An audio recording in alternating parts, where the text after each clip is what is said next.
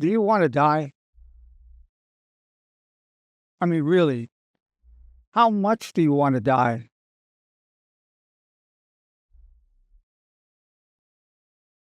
Practically no one would say yes to that. Well, some people wouldn't mind not waking up, but most people don't want to die, at least not yet. I might say, well, 20 years from now, when I'm 80, of course, when I become 80, they want to live to 100, or 100 to say I want to go to 120. It's normal to want to stay alive.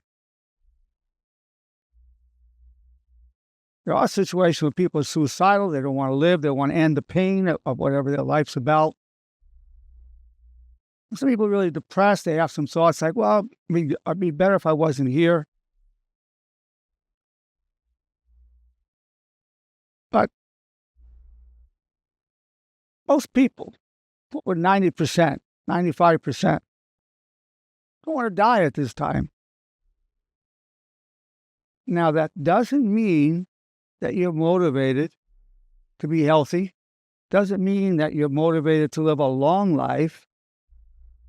You just don't want to die. And especially you don't want to have a long, drawn-out death. You don't want a painful death. Nobody does.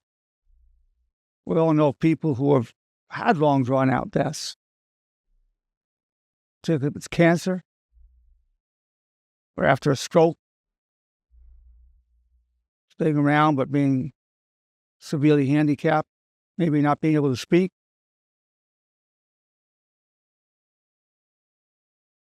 My father, greatest man I ever knew, he had a heart attack in his 40s. And he really, back then in the 50s when he had this heart attack, there weren't stents, so open heart surgery was pretty rare. You could have an angiogram, you could have a PET scan to see what's going on in your heart. So he had a heart attack, severe one, and he survived. And he really took care of himself. He took his weight down from 220 to 180, and he looked good. Not only did he look good, he would be telling people how to live. He'd be taking this fiber to put in his drink and take on that fiber, tell everybody the kind of foods to have, because he was a good example of a healthy person after the heart attack. So there's one way of increasing your motivation to live a long and healthy life, which is the title of today's presentation. How to increase your motivation to achieve a healthy life and a long life. How to increase your motivation to increase your healthy life and a long life. Go on with the story of my beloved father, passed away about 35 years ago. He looked marvelous. His health was spectacular. And as time went by, I started losing the fear of dying. He faced death. He looked death in the eye when he had that heart attack. And so that's one way to increase the motivation to stay alive. You come face to face with death. You're almost dead, but you manage to somehow survive by the grace of God or genes or whatever. And your motivation is increased. Like that. Like that. Now, the whole idea is to increase your motivation without having to go through that. So years later, maybe about over 20 years later, my father put on a lot of weight. He used to stash candy bars in the trunk of his car. He used to have businessmen. He became a very successful businessman. He would have his meetings, Princess Hotel in Toronto, Canada. And we'd have coffee and pastries. We would invite this person and that person to have a business meeting. So these business meetings were getting bigger and bigger. I remember one day we were at Hot Springs, and I said, Dad, you're getting so fat like this. I mean, it's just very unhealthy. And he said to me this. He said, son, I guess it's an unconscious death wish. 1 year later, he was dead. Heart attack, massive heart attack, gone. It was a fast death. That's a good thing I could say. It was a fast death. It wasn't a long, drawn-out one from strokes and multiple heart attacks or cancer. or kidney failure, just boom, he was gone. Good for him. We were, of course, very saddened by losing. He was such a generous man, such a loyal man, so much virtues, very charismatic man, very generous. Dad knew he was destroying himself, still did it, because after a while, his motivation to live a healthy life and a long life diminished. And I'm telling you this story because it's not unique to my father. This happens with people. Motivation can go down. Now, my beloved father-in-law, I never had the pleasure of meeting in person, but I heard so much about him. I know what a great man he is. And I pray for my parents and grandparents and my mother-in-law and father-in-law every night. I talk to him. Of course, it's a one-way conversation. I don't hear any words coming back, but I get a feeling and gotten closer and closer to him. He was living in Iran. My wife's Persian. And he went to the doctor. I think he was about 66 years old. And he smoked. He was overweight. And the doctor said, if you don't stop smoking, you'll be dead within 6 months. He didn't stop smoking. Sure enough, 6 months later, he was dead. I could tell a lot of stories like that. I just want to take the ones that are close to home for me, my father and my father-in-law. And both had children. My father-in-law had 5 children. My parents had 2. Both now have grandchildren, even though they're not here. So in terms of having children and grandchildren as a motivation to wanting to stay alive, it wasn't enough. For some people, it is. Some people, I want to stay around. I'm motivated to live long and healthy because I want to be there for my kids. I want to be there for my grandkids. And for some people, that's a big motivation. Definitely not for everyone. It wasn't for my father and my father-in-law.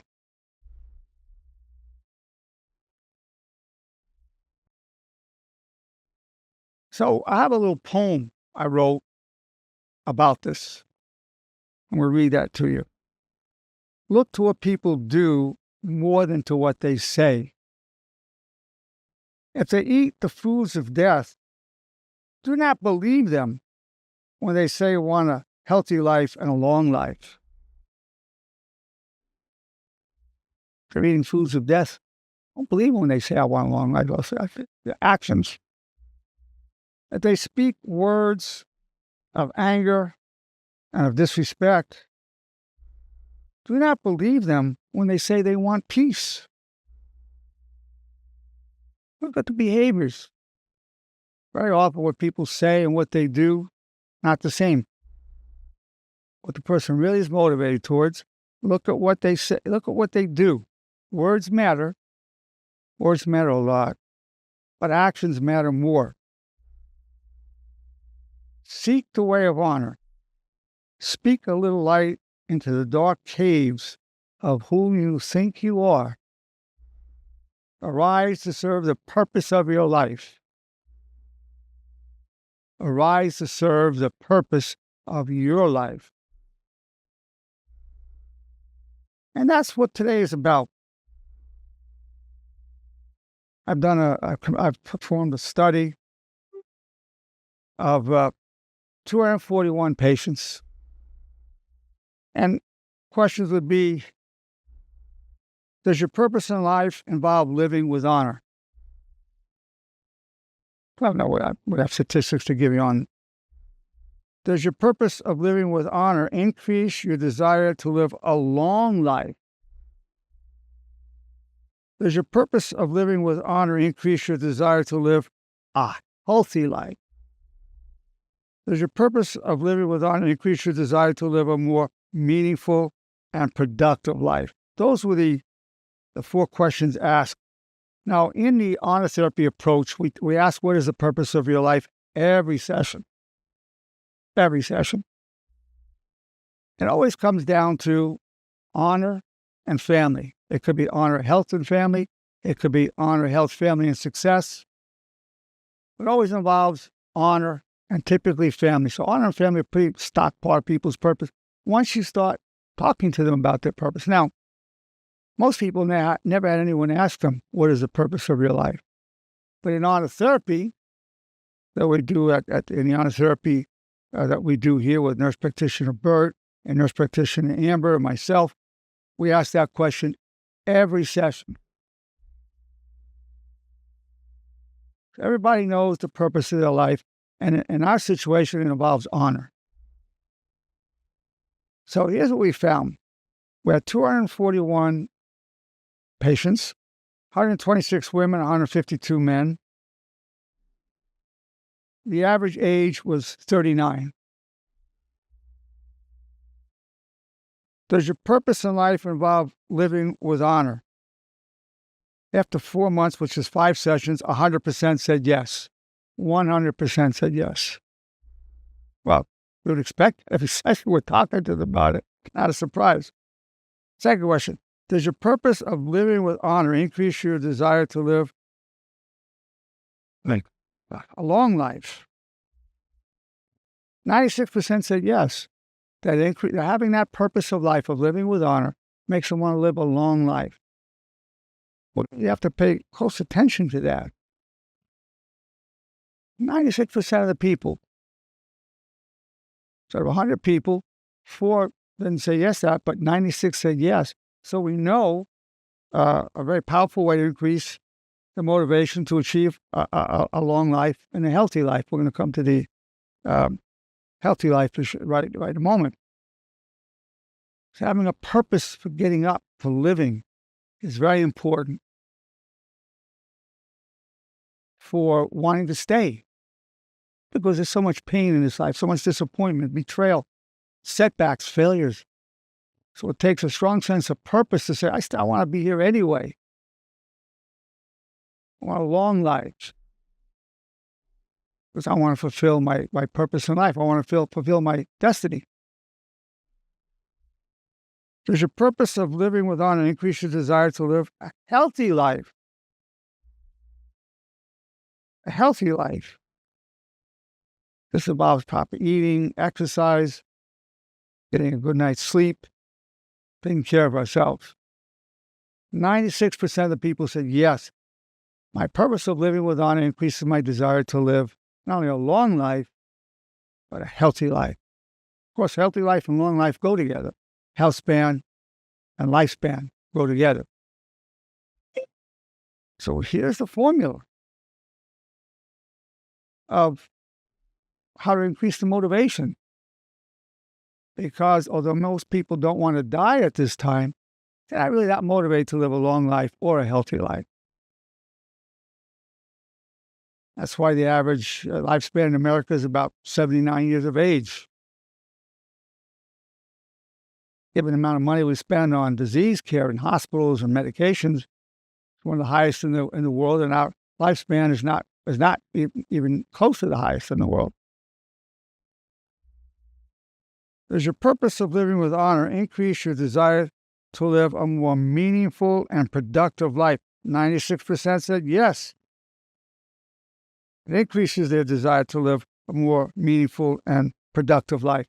So it all goes to if you know your purpose in life. In this case, purpose in life, living with honor, makes you want health, longevity, meaning, productivity. You want to stay. Now, of course, getting close to death will increase your desire to live a long life, but it doesn't hold forever. After a while, you forget what it was like. Certainly, staying alive to see your grandchildren, your great-grandchildren, it's good. At least that's a purpose in life, so it becomes that. But here's something, whether you have grandchildren and you don't have grandchildren, you have children or you don't have children, every human being can have the purpose of life of living with honor, which will increase your desire for a long life, increase your desire for a healthy life, increase your desire for a more meaningful and productive life. And certainly, longevity and health facilitate living a long life and a healthy life, which facilitates that. I'm Dr. Arnold Nirenberg. I've been a licensed clinical psychologist in the state of California since 1974. Been in practice for over 50 years. And I've had the pleasure of walking upon this earth for over 84 years. So I'm bringing to you my insights and experiences and inspirations of a lifetime. It's my pleasure to present this to you. It took me 50 years of really developing the whole honor system, the honor teachings. We have today's marks number 986. We have 986 of these wonderful presentations with a wonderful participation of our beautiful people that participate from the audience. 986. When we get to 1,000, I got to take Hugh, who's a videographer, take him out for dinner. It's the big day. He's pretty happy about that. All right, so we're moving along. So this is how to increase your motivation to achieve a healthy life and a long life.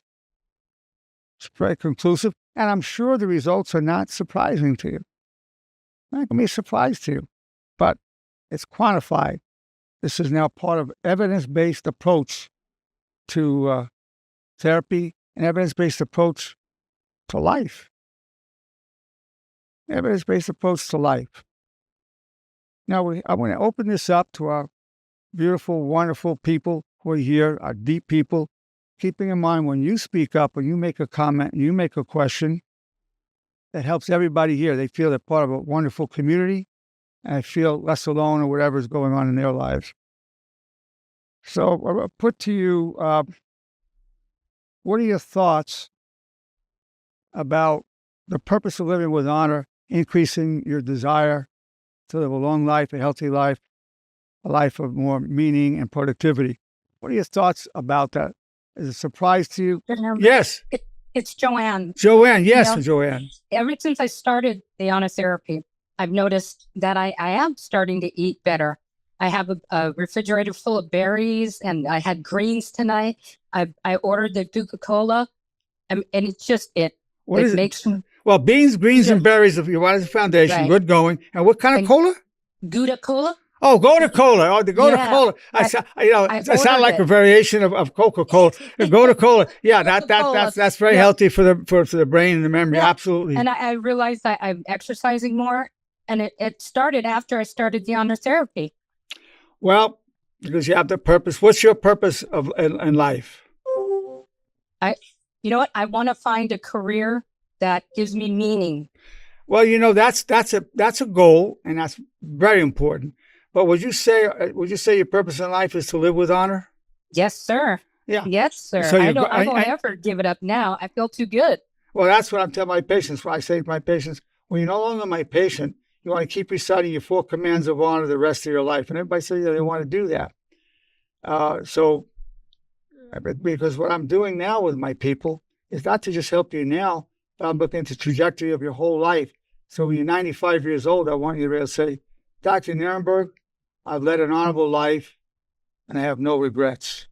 So this way of life not only increases your motivation for a long and healthy life and more productivity and meaning, but it reduces the possibility of any regret in your life. It's a path of no regret. It's a beautiful lifestyle. Thank you so much for that, Joanne. Always wonderful to hear from you. Thank you. Thank you. Yeah. Hi, Dr. Nierenberg. It's Gisela. Gisela, I'm glad you're here. I'm glad you let me know. I sent you the text. Yeah, good. Yes. I just want to say that living with honor and embracing honor inspires me to continue to be strong, healthy, and to motivate others to continue a meaningful life. And it's a reinforcement of these or other factors that can makes us doubt ourselves. Hey, we just need to, reinforce ourselves and believe in ourselves and continue living with honor to become a successful person in whatever we're doing. Yes, and here's what I tell people about success. I'm glad you mentioned success. I'll tell people, if I'm talking to a woman, I say, if you look at the most beautiful, gorgeous woman in the world, great figure, pretty face, beautiful, great career, multi-billionaire, has beautiful home and cars, but if she doesn't have honor, well, she's a loser. She's a failure. Only honor makes you a success. Then, of course, you want to make money and look good and be healthy. But honor, yes. So living a successful life means, number one, living an honorable life. Well, I'm really glad to hear you saying this, Gisela. And I know this about you. You're one of the leaders in the honor movement. I know your values. And I know 99% of the people here already believed in the way of honor. This just put a spotlight on it and gave a structure to it that you can follow all of your life. But you're already believed in it. My program helps make good people even better. That's what it did for me. I've always been a decent guy, made me even a better person. And that's what it's doing for others, and it's going to do for you. 986 videos on this, over 100 books on it. It's a lot of material there for you to apply to your life and to benefit tremendously and rapidly. Yes, you. A lot of depressed people go to comfort food to try and make themselves better. And the comfort food is bad for your gut health, which makes your depression even worse. Yeah, so gut health is very tied. The probiotics that we have is very tied to our mood. And so when you eat these comfort foods, it's detrimental to the gut health. So in terms of health, gut health, which is key for all dimensions of life, it's more and more studies are coming out about these little bacteria. They're the good bacteria like the bifidus and the acidophilus and a bunch of other friendly critters. There are as many of them in us as there are of us. And so when people deal with depression through the comfort foods, they're not only gaining weight, which can be difficult for them because the fat cells emit pro-inflammatory chemicals, but also it's going to affect their moods. It's going to people. In fact, there are probiotics that will help elevate the mood. So thank you for bringing it up, Hugh. He was big on probiotics, and rightfully so. Rightfully so. Thanks. Who else has something you'd like to ask or say about this very important topic? How have each of you felt about finding out that your purpose in life is to live with honor? How did it affect you personally? Because I know prior to seeing me, you didn't think in exactly those terms. Hey, Dr. Namberg, this is John. John, always good to hear from you, John. Always great to see you, sir. I can say that honor has changed me so much that I totally look at everything a totally different way. When I look at my past, I try to make it a positive.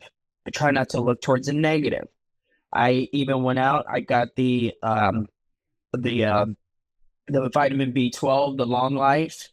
I got a multivitamin, and then I also got the Q10 because I may not live forever, but as long as I live, I'm going to live with honor, and I'm going to try to live as long as I can.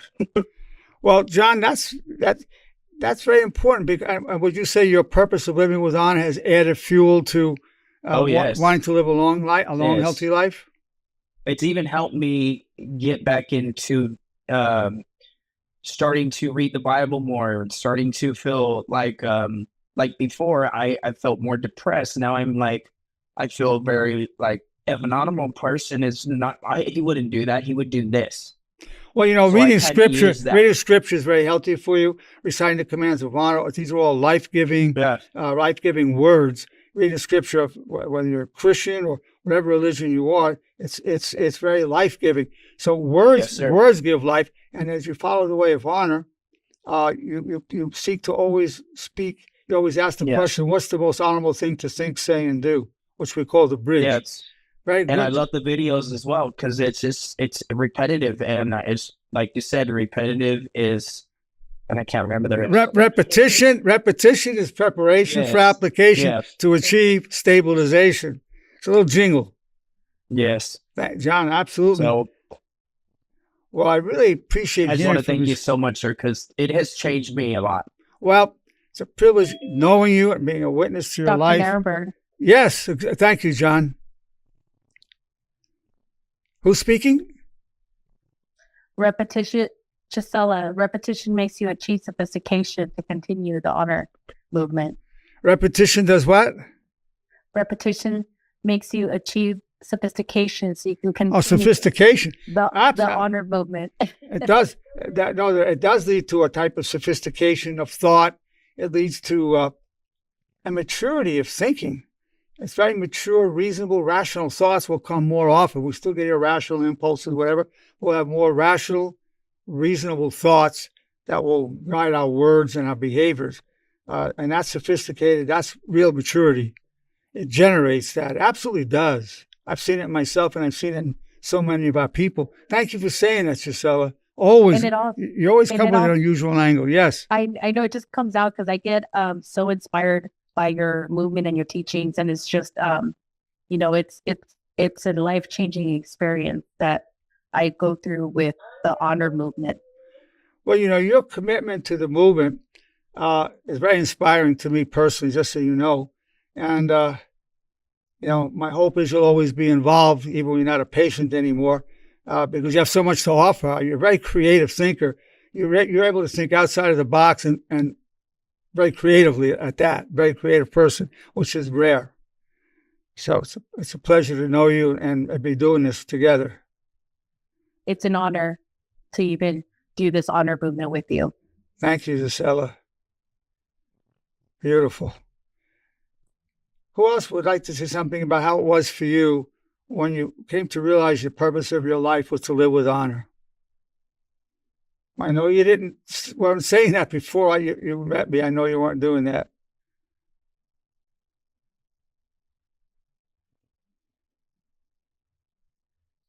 Dr. Nuremberg, George here. George. Sir, one of the things you say, and which I've started to, repeat along with the Four Commandments, it's I have not always lived with honor, but I will die with honor. Those are my words to the judge before I was sentenced years ago. That's right.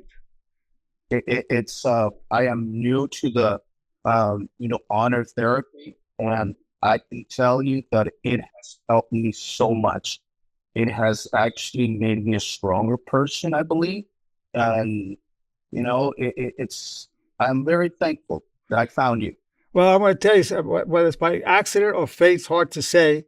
Some people say nothing's by accident. I'm not sure, but that's possibly true. And the fact that that was a takeaway for you. I've not always lived with honor, but I will die with honor. The fact that was a takeaway from you shows me what a deep person you are and very sincere. Only somebody who's very deep and sincere would have that as a major takeaway, because that's a powerful thought. Very powerful. It was for me when it came upon me many years ago. Very powerful.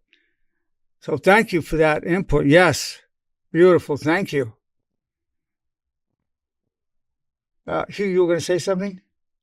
Isn't living with honor just doing the right thing? You had a woman the other day that was talking about how she took care of her grandmother that never was nice to her, and she was just doing the right thing. Well, doing the right thing, he was saying, isn't that the honorable thing?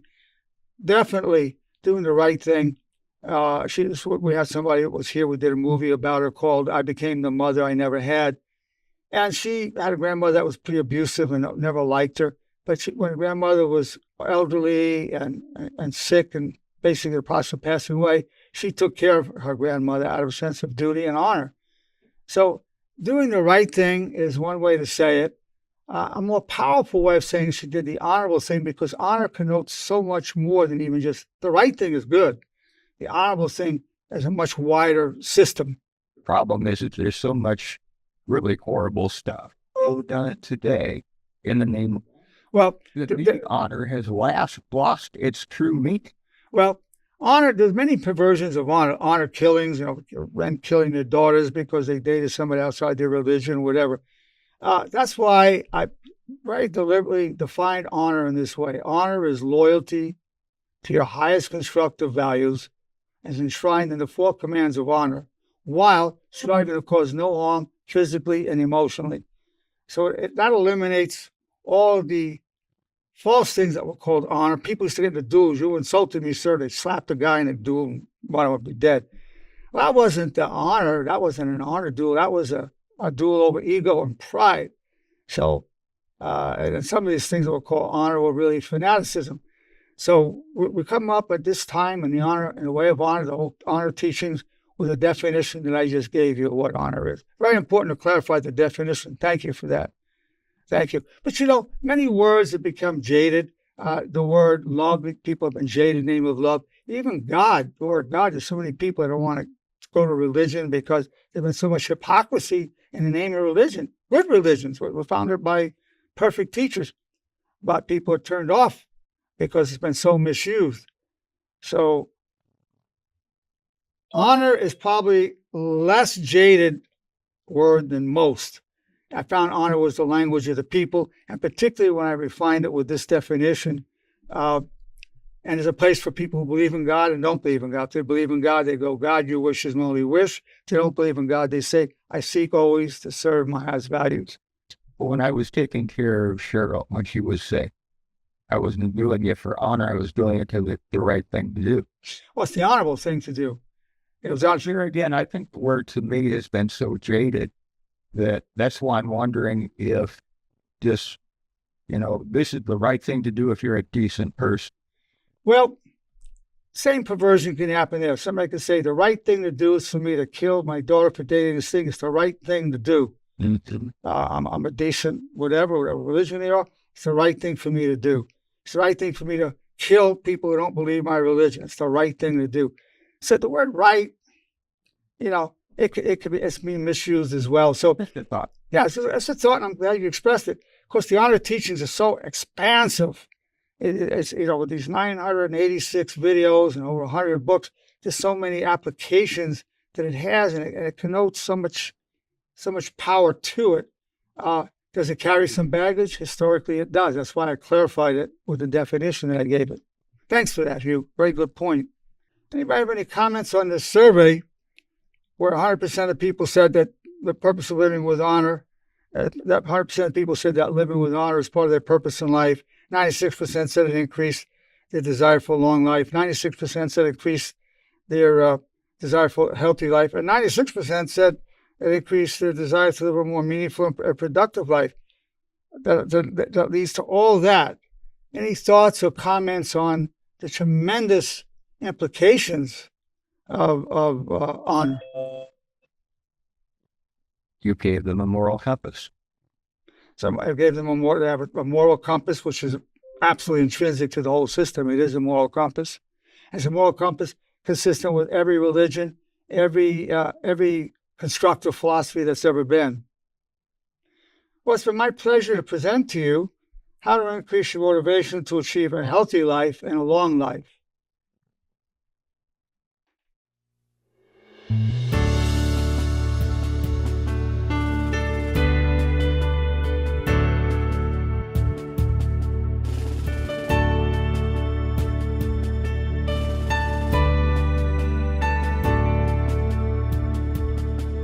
The sea of destiny is in your deepest struggle. God's will and mine be one, and I wish you well. You are co-creator, respectfully real. There's a way in the valley that turns weakness to steel. We're known through all eternity. From strife we gain power, clothed in grace and love, disciples of honor. All the days of our lives refuse the way of shame. We wish nobody harm, have no one to blame. Your high calling will be done, and your eyes now glow. In darkness crave the good, like waters from the desert flow.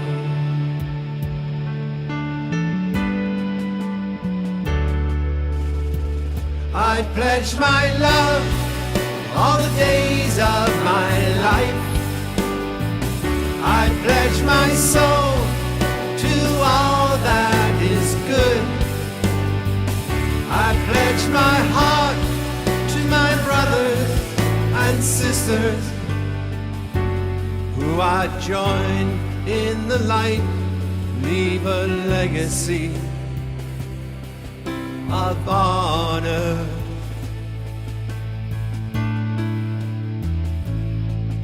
We're known through all eternity. From strife we gain power, clothed in grace and love, disciples of honor. All the days of our lives, refuse the way of shame. We wish nobody harm, have no one to blame. Your high calling will be done, and pure eyes now glow. In darkness crave the good, like waters from the desert flow.